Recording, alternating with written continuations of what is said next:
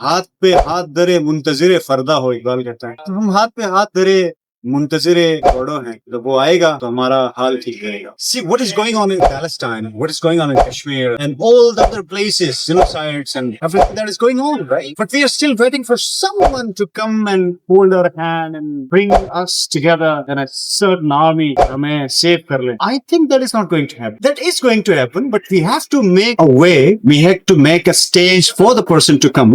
हम उसके लिए कोई रास्ता बना। We have to come together. Right now आजकल जो कुछ हो रहा है Muslim countries में, they are coming together. That is quite phenomenal.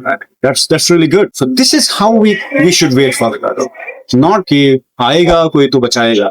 Vladimir रोज के दोस्त की तरह नहीं। We have to make alliances. We have to make pave ways for the Mahdi to come, for the Jesus to come. We have to make ways, not just wait. आखिर में Vladimir क्या कहता है? No one comes, no one goes. It's awful. उसको भी समझ में आ जाता है. It's very awful. So हमें भी समझ में आना चाहिए. It's awful. If we are just waiting for someone, it's very awful.